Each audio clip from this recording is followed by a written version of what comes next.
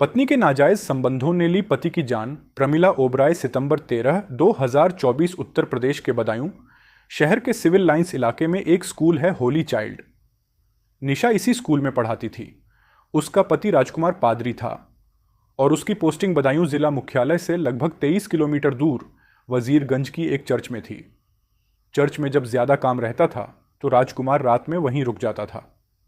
निशा को स्कूल की बिल्डिंग में ही रहने के लिए कमरा मिला हुआ था, जहां पर वह पति राजकुमार और दो बेटियों रागिनी व तमन्ना के साथ रहती थी। राजकुमार और निशा की मुलाकात लखनऊ में पादरी के काम की ट्रेनिंग के दौरान हुई थी, जो कि वीसीसीआई संस्था द्वारा अपने धर्म प्रचारकों को दी जाती है। कुछ मुलाकातों के बाद दोनों एक दूसरे को पसंद करने लगे। निशा मूल रूप से गोरखपुर जिले की रहने वाली थी। उसके पिता दयाशंकर पादरी थे। निशा की बड़ी बहन शारदा की शादी बरेली निवासी रघुवीर मसीह के बेटे दिलीप के साथ हुई थी। इसी के चलते बहन के देवर राजकुमार से निशा की नज़दीकियां बढ़ने लगीं। दोनों जानते थे कि घर वालों को इस रिश्ते से कोई ऐतराज़ नहीं होगा, अतः दोनों ने अपनी पसंद की बात अपने परिवार वालों को बता दी थी। राजकुमार ने लखनऊ में अपनी ट्रेनिंग पूरी कर ली, लेकिन किन्हीं कारणों से निशा को ट्रेनिंग बीच में ही छोड़ देनी पड़ी। राजकुमार बरेली निवासी रघुवीर मसीह का बेटा था। रघुवीर मसीह पुलिस विभाग में वायरलेस मैसेंजर के पद पर बदायूं में तैनात था। सन 2014 में पारिवारिक सहमति से राजकुमार और निशा का विवाह हो गया। रघुवीर मसीह के 4 बेटे और 2 बेटियां थीं। सबसे बड़ा बेटा रवि था, जिसकी शादी बाराबंकी निवासी अनुराधा से हुई थी। दूसरा दिलीप था, जिसकी शादी निशा की बड़ी बहन शारदा से हुई थी। उससे छोटा राजकुमार था और सबसे छोटा राहुल। राजकुमार की पहली पोस्टिंग कासगंज जिले के सोरों कस्बे में नवनिर्मित चर्च में हुई थी। इसी बीच राजकुमार की शादी हो गई और रघुवीर मसीह ने कोशिश करके राजकुमार का तबादला कासगंज से वजीरगंज करवा दिया। शादी के बाद कुछ समय तो अच्छा कटा। राजकुमार की मां आशा मसीह ने नवविवाहिता बहू निशा को हाथों हाथ लिया, पर निशा को राजकुमार के घर का माहौल रास नहीं आया। इसलिए उसने पति से कहा कि वह घर में बैठकर वक्त बर्बाद नहीं करना चाहती। निशा इंटरमीडिएट पास थी और उसकी अंग्रेज़ी भाषा पर अच्छी पकड़ थी। वह सोचती थी कि किसी भी इंग्लिश स्कूल में उसे नौकरी मिल सकती है।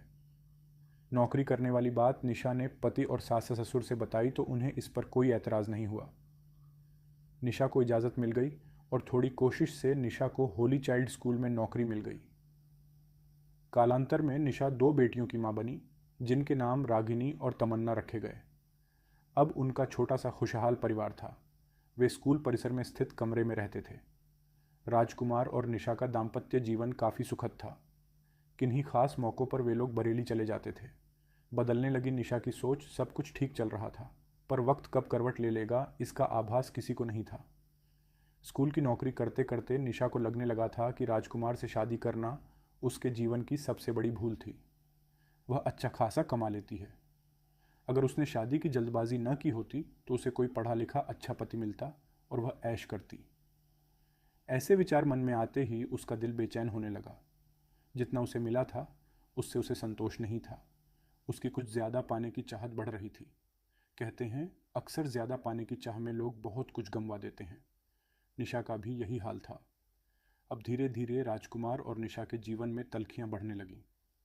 निशा छोटी छोटी बातों को लेकर मीन मेख निकालती और उससे झगड़ा करने की कोशिश करती। सीधे साधे राजकुमार को हैरानी होती थी कि निशा को आखिर हो क्या गया है। एक दिन निशा ने कहा, तुम क्या थोड़ी और पढ़ाई नहीं कर सकते थे? कम से कम मेरी तरह इंटर तो पास कर लेते। पढ़े लिखे होते तो तुम्हारा दिमाग भी खुला होता।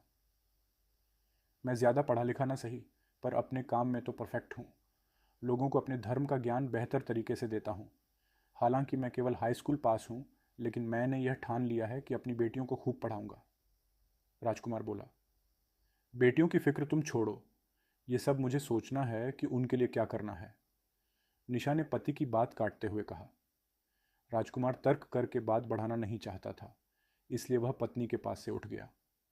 दोनों बेटियों को साथ लेकर वह यह सोचकर घर से बाहर निकल गया कि थोड़ी देर में निशा का गुस्सा शांत हो जाएगा। थोड़ी देर बाद जब वह घर पहुंचा तो निशा नॉर्मल हो चुकी थी। राजकुमार ने राहत की सांस ली। निशा ने राजकुमार का खाना लगा दिया। तभी स्कूल का चपरासी 20 वर्षीय अर्जुन आया और वह निशा को चाबियां देते हुए बोला, मैडम, मैंने बाकी ताले बंद कर दिए हैं। आप केवल बाहरी गेट का ताला लगा लेना, मैं घर जा रहा हूं। अर्जुन, बैठो, चाय पीकर जाना, निशा ने कहा। निशा के कई बार कहने पर अर्जुन कुर्सी पर बैठ गया। अर्जुन बाबा कॉलोनी निवासी उमेंद्र सिंह का बेटा था।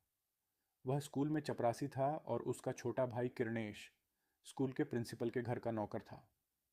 कुछ देर में निशा चाय बनाकर ले आई। चाय पीकर अर्जुन चला गया, लेकिन राजकुमार के दिल में कुछ खटकने लगा। उसने निशा से कहा, मुझे इस अर्जुन की आदतें कुछ अच्छी नहीं लगती। वैसे भी ये स्कूल का चपरासी है और तुम टीचर, तुम्हें अपने स्टैंडर्ड का ध्यान रखना चाहिए। निशा ने तुनक कर कहा, मैंने ऐसा क्या कर दिया जो तुम मेरे स्टैंडर्ड को कुरेद रहे हो? राजकुमार ने कोई जवाब नहीं दिया। वह बात को बढ़ाना नहीं चाहता था, लेकिन उस दिन के बाद निशा का ध्यान अर्जुन पर टिक गया। जब वह अकेली होती तो अचानक अर्जुन उसके जहन